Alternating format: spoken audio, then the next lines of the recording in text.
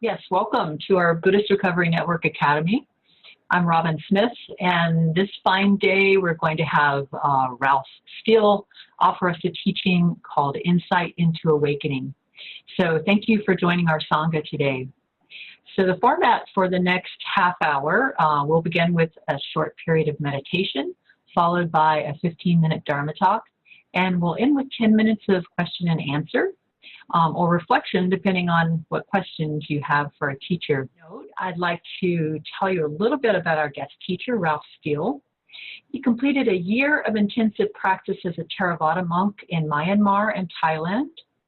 He was born on Pawleys Island, South Carolina, and he began his meditation practice while in high school in Japan. He studied with Tibetan masters Venerable Kalu Rinpoche and Lapsang Lalungpa. Ralph spearheaded the establishment of annual retreats of people of color at Spirit Rock Meditation Center and at Insight Meditation Society.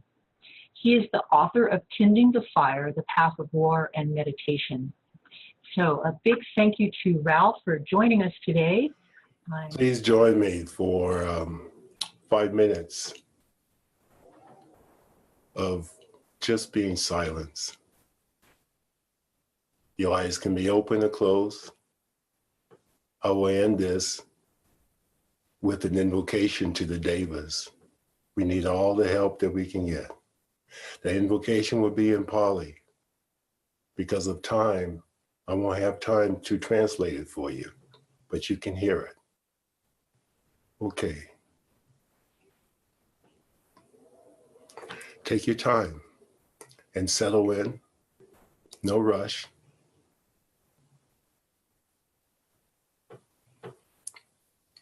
First, focus on your body.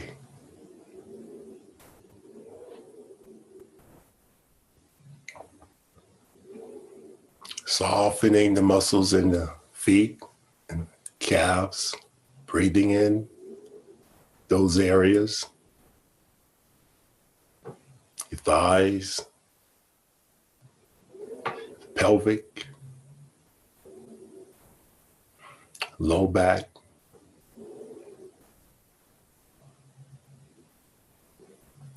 Upper back,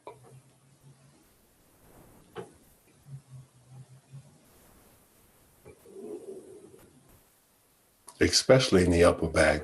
Perhaps you want to move your shoulder blades just a little bit closer together, and notice how it releases the upper chest, the shoulder girdle.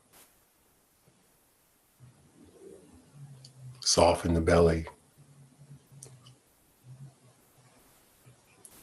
The arms,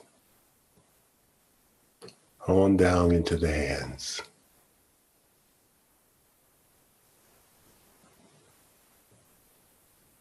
Soften the face, not clenching your teeth together. Just letting the upper jaw rest on the lower jaw.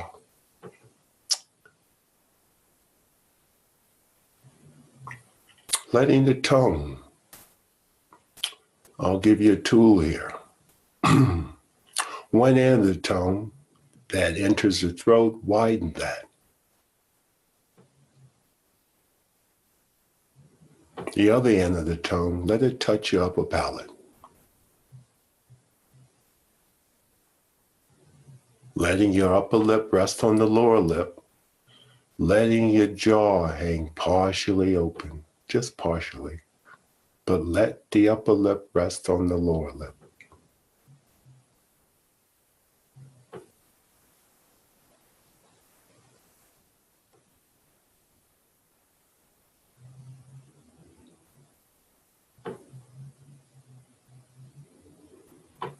Slowly now, letting your awareness just land on the breath.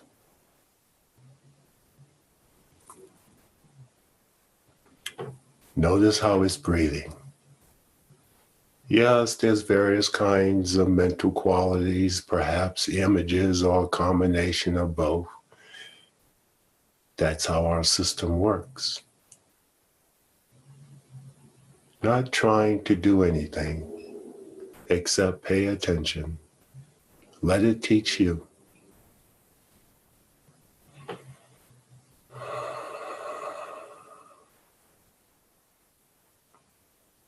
If and when you're distracted, just come back. Be gentle.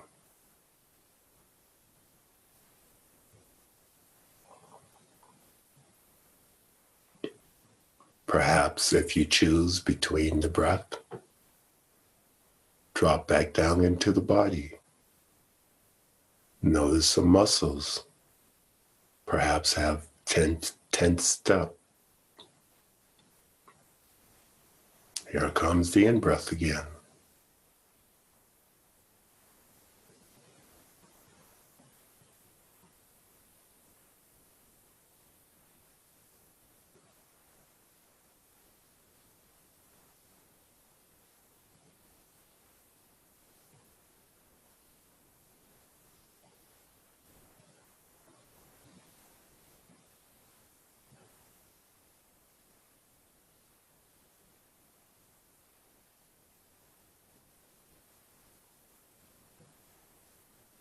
Okay, now let's let our awareness expand. There's our body, and let us expand into the room that you're sitting in.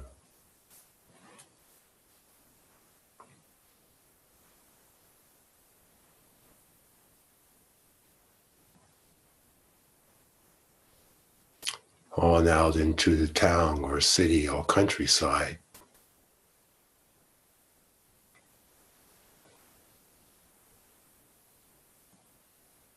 And on out to each other's. Perhaps you can see their name. If not, if you can see their name, say their name to yourself in your heart, mind. And feel like, let yourself experience what happens when we connect. Our community here.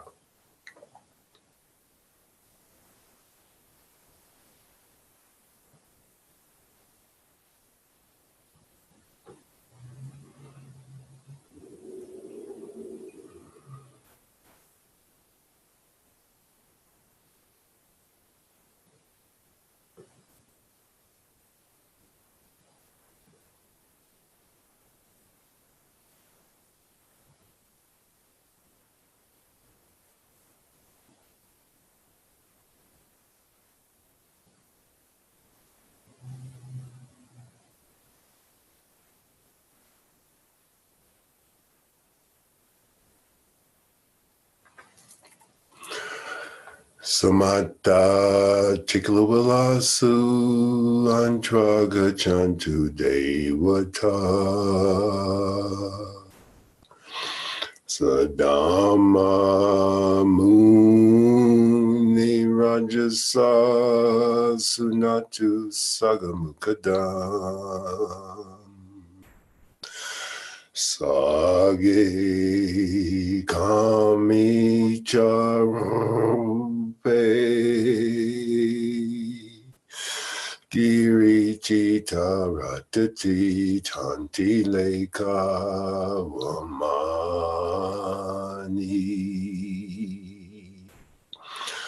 Depe Rata Degame Turu Negahane Watam Ikate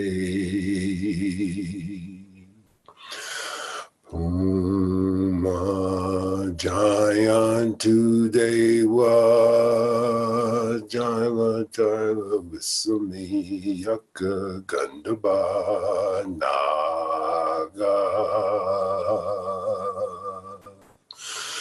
Titante Santi Muni Wara Wachacham Sadumi Sunantu Buddha Sawana Kalu Ayambadanta Dhamma Sawana Kalu Ayambadanta Sangha Sawana Kalo Ayambadan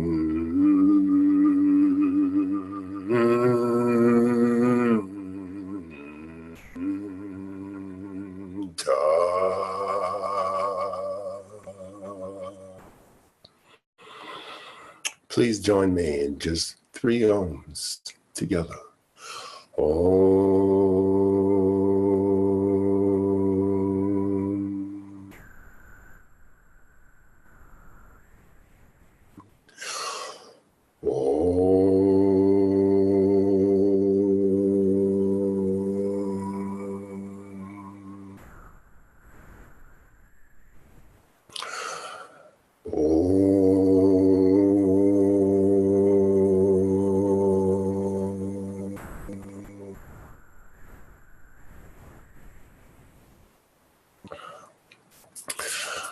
Yes, feel good, doesn't it?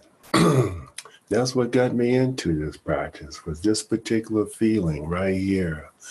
I remember back in my early 20s, actually the age 20, smoking, actually 19 and 20, smoking 5 packs of cigarettes a day and shooting heroin, and come time for me to go home to see my mom. I had to do something.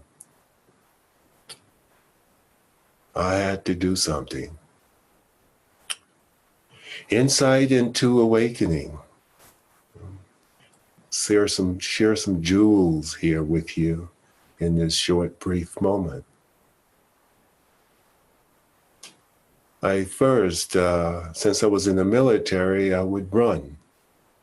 And on Sundays, I would go to the base chapel and just sit in the back. I didn't care who was there. I just sit in the back, want to feel what we're feeling right now, because there's no words for it. And I just kept running. 5 miles a day, 20 some miles on the weekend and everything. And that continued on into college. I got it together enough to just put the smokes down and the needle so I can be in front of my mom. But boy, did I have to run so I can feel what I'm feeling right now. And when I got began taking meditation retreats in college, I was reflecting on what I learned in Japan, that sensation again. That's what got me into running. And that was a good thing. And my first retreat, I said, man, this is much deeper than smoking cigarettes. This is deeper than heroin. This is deeper than when I tried to shoot acid. Wow, this is, I don't know how amazing. This was a 10-day retreat up in Northern California, up in the woods someplace. Junior in college. Of course, I was the only one being the only person of color, but I didn't care. All these folks looking at me, especially the woman, I didn't care. I was doing my thing. It was amazing. I said, this is the practice. This is going to be with me for the rest of my life.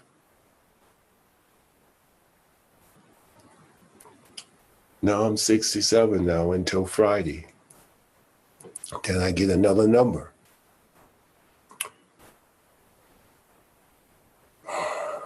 We all have patterns. And our patterns is what shape our conditioning. Doesn't matter, positive or negative. It's a personal decision to cultivate our patterns. I mean, we can blame somebody for a certain period of time, but eventually you're going to have to let go of that. and take responsibility. Looking at my watch here.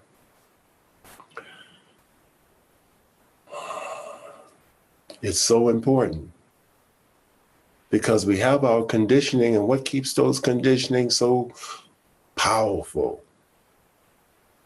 Our belief systems or your rules and regulations. Huh?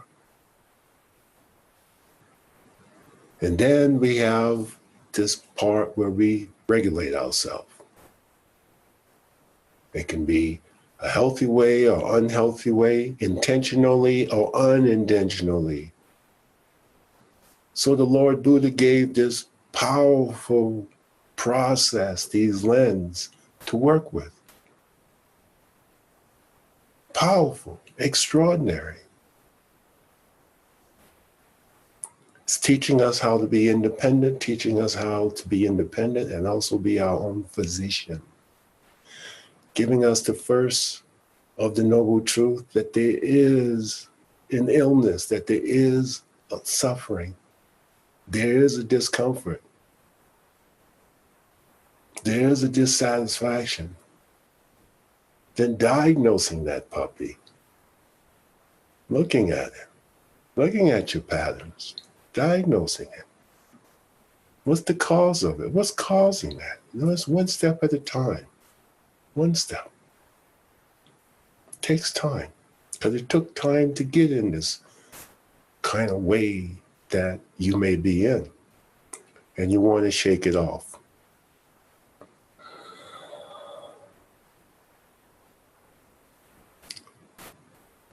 Then he gives us a way to treat it, which is the third noble truth, stopping it. Give us a way to treat it, and that's doing the practice. We can talk to practice, or we can walk to talk. Again, that's a personal decision. It's taking responsibility, it's stepping up. We either going to step up or not. No, the Lord of Death don't care if we step up or not. We don't know when it's coming, but that's the only guarantee we have, is that we're going to die. So what are you going to do? You got this incredible formula. Then he gives us a prescription, which he called, these are my closest elders, the Eightfold Path. Don't work with them all at once. Take each one of them for a walk. Be with it. This is what we did as monastics. I met so many kinds of incredible monks and nuns. Wisdom with regards to right view and right resolve. Those are in the basket of wisdom. Learning how to cultivate that, work with that. And examine yourself after you work with it or throughout the day. Then how are we going to conduct ourselves with speech and action and livelihood? Working on that. What is that? And then concentration. From singing or chanting. And that falls into effort or persistent mindfulness and concentration itself. Concentration is one powerful tiger. And you really need to know how to work with that prescription. Because if you don't, you can get yourself into some serious trouble. Believe me, from my own experience and from working with others in the past, it's powerful. It's a powerful, powerful drug. There's no drug in form can touch it. And it's talked about in all lineages, Buddhists and non-Buddhists. It's a powerful process. So these are the lens that the Buddha gave us. And this is why it's known as the elephant footprint. And that's modern time. You go further back, dinosaur footprint. Because all the other footprints, all the other teachings fit into this. It supports this. These are your eyeballs, not your glasses, not your glasses. Your eyeballs permanently. Because if you're not looking through those, then you're doing your own thing.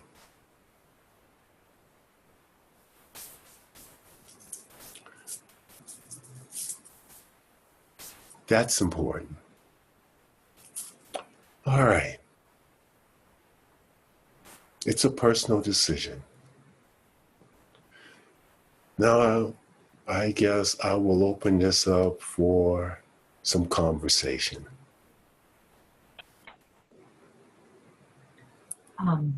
So, Film Lasar, may I bring you on? Right. Manage this video.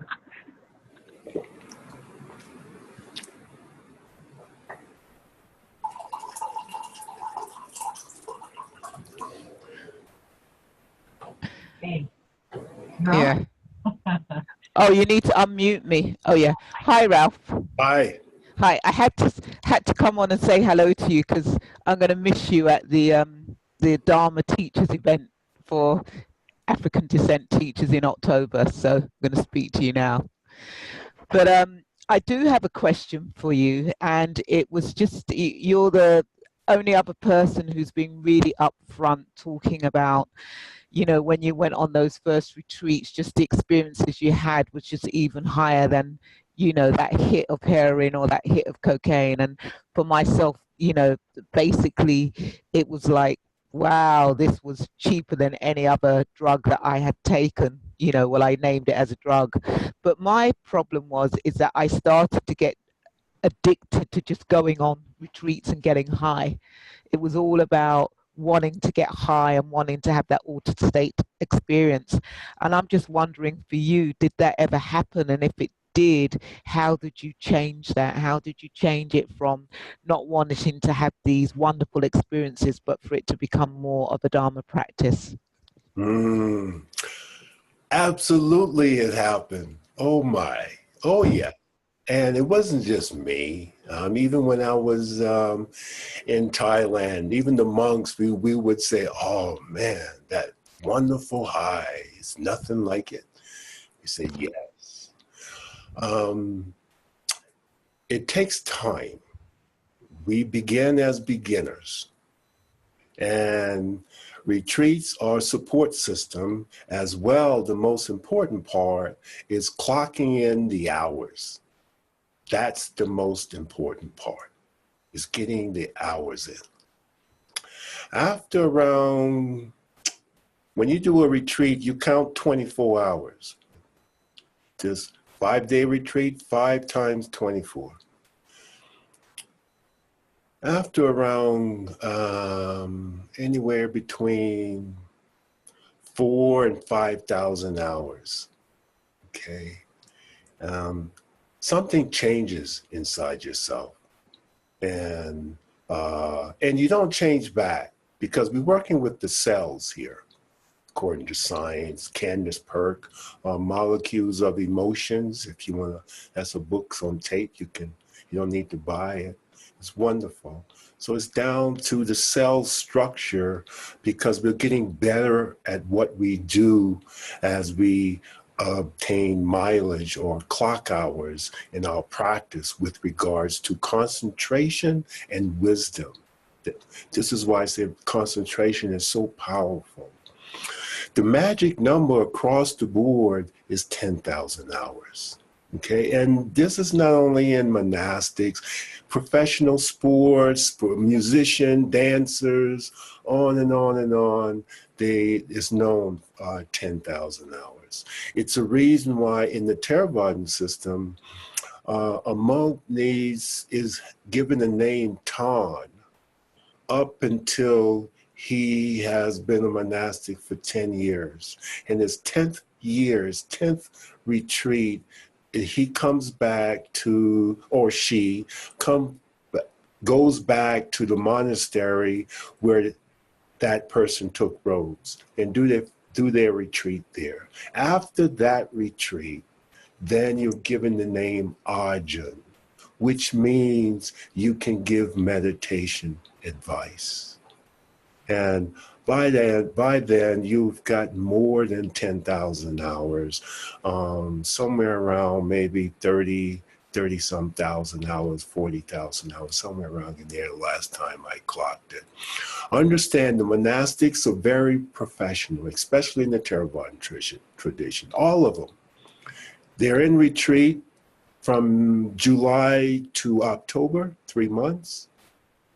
And they're out for 3 months. They go back in retreat from January until the end of March, 3 months. 3 months in retreat, 3 months out. 3 months in, 3 months out. 30 years, you do the math. So it's the hours. Once you've gotten, like I said, somewhere around 3,000 hours, two to four, somewhere around in there, you have it. There's something, like I said, changes. And you don't have to be going to retreats. And when you go, you have a different attitude. You can put your own retreat together. Look at us here because of the various kinds of devices. That's why I was honoring the sensation, how juicy it is right here. So yes, I want to respond to that, and I can talk more, but I want to give other people an opportunity to perhaps ask a question. Thank you.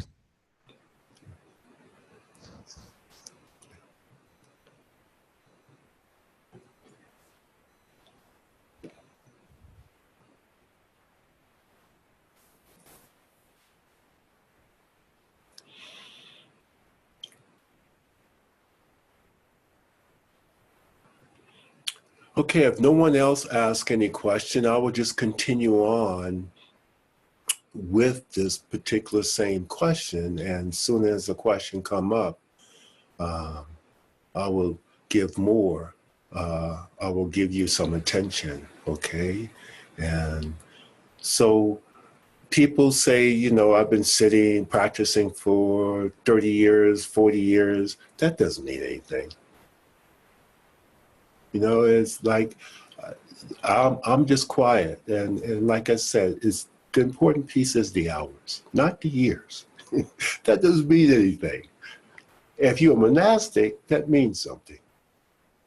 But we are lay folks. And so we know what's really important is the practice. And then you begin to, the teaching is inspiration. Like, this is inspiration. You know, if you really want to get some teaching, this is when you pull some books out and you begin to study. You know, and what are you studying? You're studying your own mind. Okay. It's blinking at the bottom of my screen. Does that mean there's a question, Robin? No, I'm not sure. I'm not sure what you're seeing. I don't see any other questions in the chat field right now. I'll just encourage people to give a comment if they don't have a question, even if they'd like to share something about their experience in recovery with us. It's just really great to have you all here. And we could also have a brief period of reflection before we close out, if that seems appropriate, just to some silence, just to absorb your teaching. I'd be more than happy to end this with a closing chant. Here's one question here.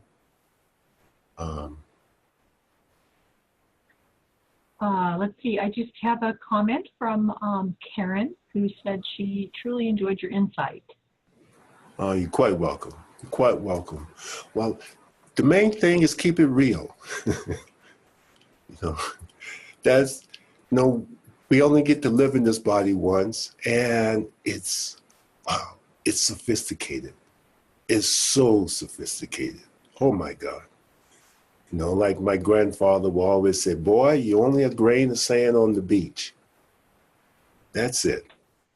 We do have a question that just came in. Yes. I hope it's okay if I share your name, Hillary. The question is, how would you suggest bringing the connection you attain at retreat into everyday life? That's a good question. I remember about 15, 17 years ago, I was teaching at Insight Meditation Society in Worcester, Massachusetts, and about 100 people. And this one lady had exact same question. She was a professor at one of the college, and she was saying, I've been coming here now for just over 10 years. And when I leave these retreats, it usually lasts with me a 10-day retreat, about maybe three to 6 weeks, and then I begin to spiral back down. And then I go back into my old self again. I said, wow, 10 years? Holy cow. Oh my. Yes. This is, what's the best way? As I said, the body, speech, and mind is heavy duty, sophisticated. And doesn't matter what kind of degrees or intelligence we have, we can think that we know everything. Just before your question, I was saying that my grandfather said, we're just a grain of sand on the beach. And you crack that grain of sand open, there's a speck of salt. And we can't comprehend the ocean, but we're part of the ocean as well. And so there's trust. The most important piece I can give you is that with regards to working with your patterns and changing your patterns, is to not put yourself on automatic, like driving a car or a truck. Put it in manual. Put your body in manual. Put your system in manual. Work with the breath as you're walking. Dance with the breath. As you're speaking, as if you're singing when you're speaking, which is true, letting the words ride on the breath as it comes out of your mouth. Enjoy what you're doing, but know that it's on manual. You don't let it go back on automatic for the rest of your life, because we know when it's on the automatic, this is when all of our attitudes and our disposition that we don't like comes up. And we have to say, oh, I apologize. I'm so sorry. And so just keep it on manual. And if you work, that takes work. And this is a whole new level of mindfulness when you put it on manual, because manual got all kinds of gears. That's why I use the word truck. All kinds of gears. And so you have to be mindful of all those different kinds of gears. Mindful of your mouth, mindful of your vision, your ears, mindful of your heart, what you're trusting and so forth. Mindful of the air temperature, mindful of other folks as well. What's going on with them.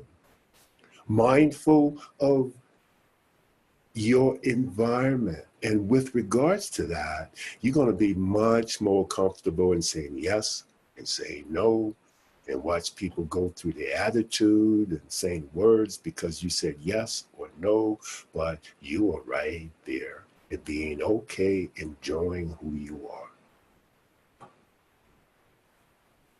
I just wanted to say, Hillary is on screen. I know you wanted to actually see who you were addressing. I did not notice this raised hand next to her video. So thanks for coming on, Hillary. It's really good to be able to see who's joining us today. So we do have a comment from Thomas. Thomas, do you want to come live? Great. Oh, should I talk? Sure, yeah, go right ahead. Yeah, Ralph, thank you so much for what you're sharing with us. It was really fun hearing about, your experiences in 10-day retreats, and it had me reflecting on just some of the experiences I've had during retreats that, like I getting like visions or, sensations, and, I try not to give them too much thought. I try to come back to the breath and, come back into my meditation. But I've always kind of wanted to know more about other people's experiences with that, and maybe what the difference between a spiritual experience during a retreat versus, delusion, or if it's all kind of one and the same. If that makes sense. Yes. Well, spiritual experience or delusions. Delusions are spiritual experiences. We have a tendency to separate things. And when you begin to put spirituality into your everyday life, then everything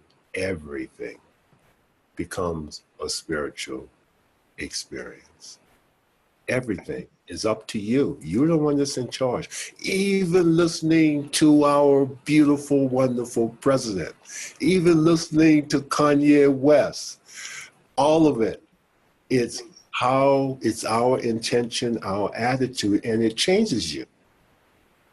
It changes you. Experiment. Don't believe Ralph.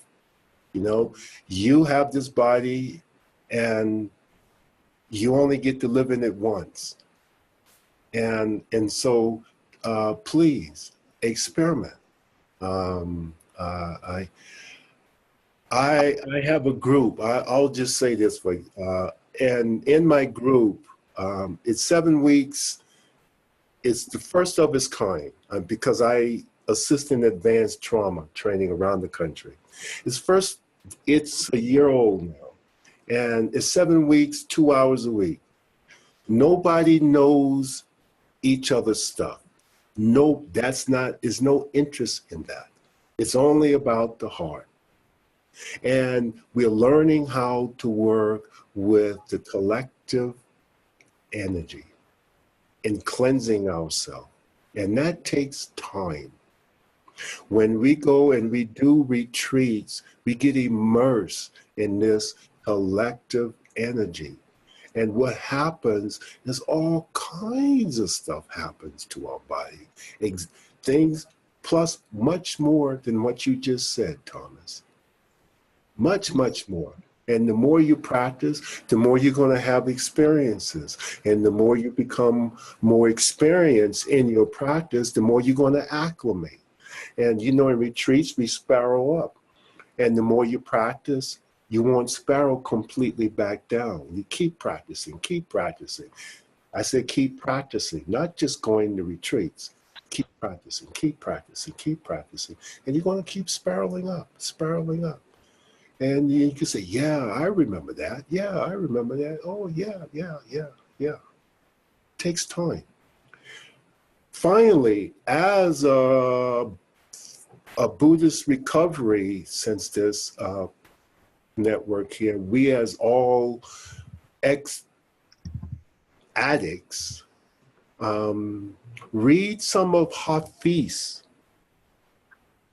He talks about getting drunk on God, okay? Hafiz with an H. And because this is what this practice is we're getting drunk, but we need to learn to acclimate. And so this is what happens in retreat. We get drunk and we come out of there. And if you don't practice really hard, continue drinking that moonshine, you're going to acclimate back to the pattern you don't like about yourself.